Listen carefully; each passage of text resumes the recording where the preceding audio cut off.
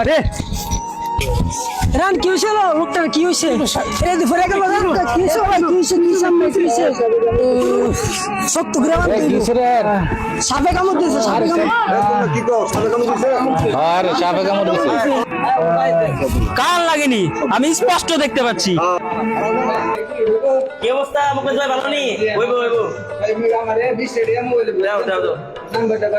মুকেশ ভাই তুমি তো কেটে আমার কাজ করো কোন তুমি কিছু রাসেল ভাইপার নামে এক সাপ আইছে এই সাপে কামড় দিলে মানুষ বাঁচার সম্ভাবনা কমতে আর এই সাপগুলি ক্ষেত খামার ওই যে গরুর বাছুরের ঘরের ভিতরে ধান ক্ষেতের ভিতরে বেশি থাকে তাই কাজ পাস করবা দে সাবধানে কইরো বুঝছো রাসেল ভাইপার তুষার তুষার ভাই টেবার আছি তোরে তুমি সাবধানে কাজ করো আরে পারলে হ্যান্ড গ্লাস করে লো আর গাম বুট করে লো কি বুঝছো সাবধানে থাকো বর্তমানে কারণ এসব গরিব মানুষ মরার সময় দেখা যায় সাবধানে কাজ করবে এসব হ্যাঁ ঠিক আছে এসব গরিব মানুষের কি করবো ক প্যারের লাগিয়া কাজকর্ম করতে হইব আজকে গাম বুট করবো হ্যান্ড গ্লাস করবো এইটাই আরে ভাই খুব টেনশনের বিষয় রে আল্লাহ সবার হেফাজত করুক রে খুব টেনশনের বিষয় রে এই সাহেব তো সবার বাঁচা গেল যাবি তাহলে আচ্ছা ঠিক আছে। কি একটা অবস্থা দেশের ভিতরে বলে রাসেল ভাইপা বলে সাপ বলে ভরে গেছে বিষাক্ত খুব মানুষ বলে মাইরে লাই খালি এখন কে চিন্তা করলো হইব গরিব মানুষ বাপে দিছে একটা গরুর খামার গরুর খাওয়াই দিব সংসারে ফালতু হইব এই চিন্তা করলে হইব না একবারে কাশি ডাকো একটা লোকজন পাই না কসে দেখি কেমনটা লাগে গরুর লেগে ঘাস কাটতে যায় মো এই তো কাশি পাইছি যাই গরু ডরে গিয়ে একটু খুঁড়া দিয়া পরে ঘাস টাসটি কাটতে লই আই তুই এনে খা বুঝছস তুই এনে খাইয়া খা আমি তোর লেগে ঘাস কাটতে লই হ্যাঁ দেখছস কি অবস্থাটা হইছে কিটা করছে গাছটি কাটতে লই ইয়াটা গামলাটা আনলাম না মশাই ধরে লাই গরু ডরে এনে দিছি আচ্ছা এনের গাছ গিলে ভালো দেখা যায় গামছাটার মধ্যে লই একটা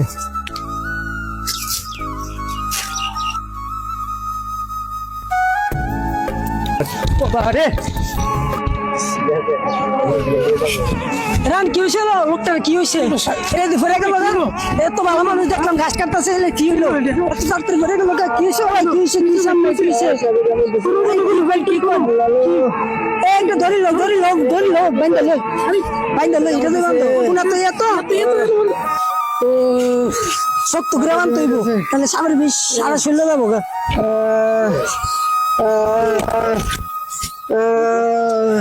ধরো ওদের কাছে নিতে ধরো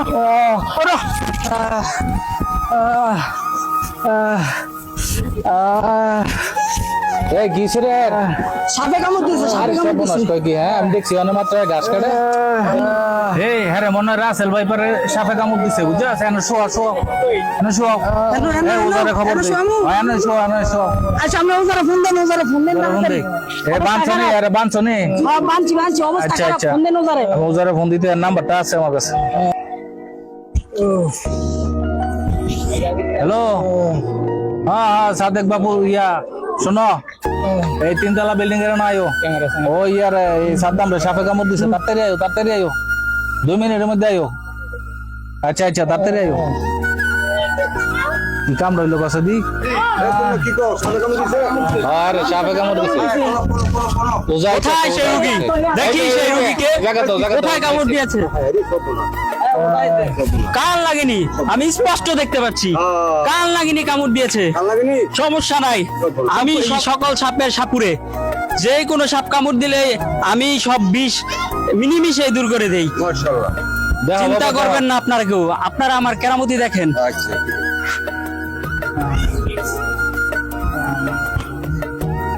শু মানতা শু সাপের বিষ যা গো হ্যাঁ রুগীরা ধরেন দেখেন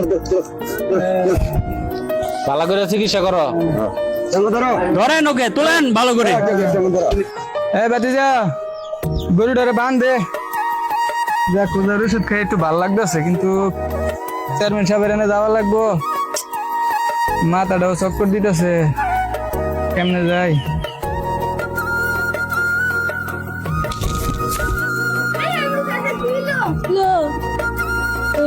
এই কি হলো রে, কি হলো তোর কাকে কি হলো?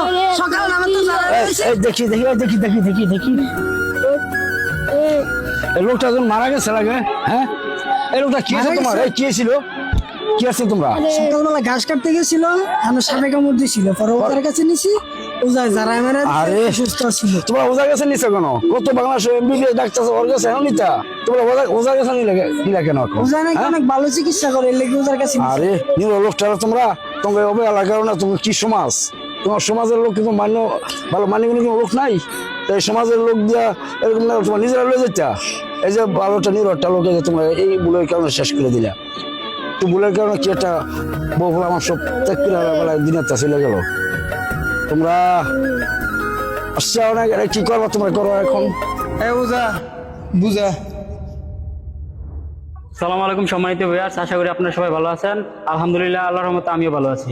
আপনাদের আজকে যে ভিডিওটি আপনারা উপভোগ করেছেন তা একটি সমাজের জন্য মেসেজ, যা বর্তমানে আপনারা জানতে পেরেছেন হয়তো টেলিভিশনের মাধ্যমে। রাসেল ভাইপার নামক এক সাপের আবির্ভাব হয়েছে বাংলাদেশে, যা অতি দ্রুত বংশবিস্তার করে।